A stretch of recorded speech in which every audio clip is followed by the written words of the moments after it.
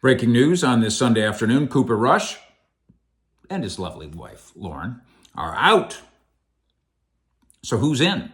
I'm Mike Fisher, your trusty and trusted reporter. This is the Fishbowl. That is the Star. Not a surprise, of course, that Cooper Rush has decided to cash in elsewhere. He goes to Baltimore, the Ravens, to be a backup for Lamar Jackson, which, by the way, in my mind's eye, a lot of what Baltimore has done in the Lamar Jackson era is have a backup quarterback who is kind of like him.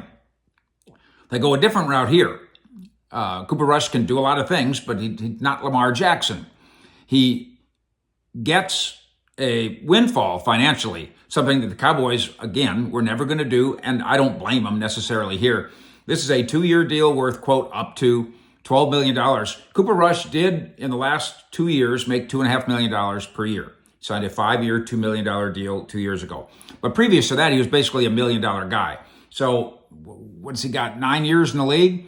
So in the next 2 years, he's going to make more money in Baltimore than he made in the first 6 or 7 years of his career.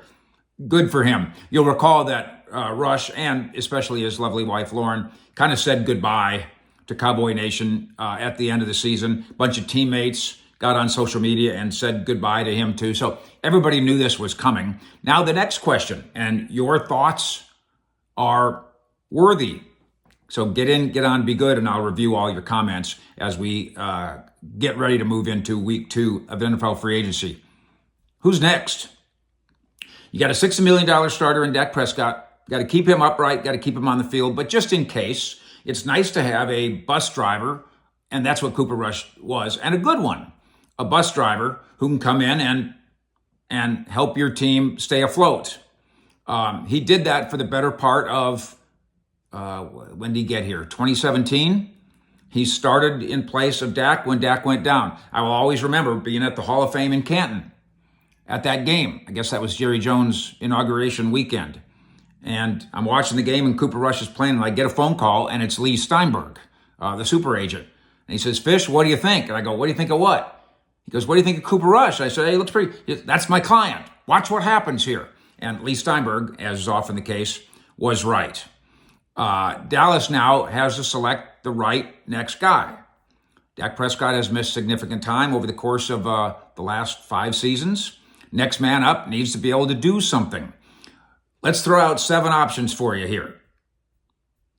In the draft, Jalen Milroe. In the draft, Jackson Dart. Veterans? Jameis Winston? He's interesting. Carson Wentz? He's kind of rehabbed himself a little bit, although the one time he did get to go play in Kansas City, that didn't go very well. Trey Lance? Stephen Jones has made it really clear, yeah, we're turning the page and going away from Trey Lance, but here he sits now a week into free agency. He doesn't have a job. Did the Cowboys hate him that much?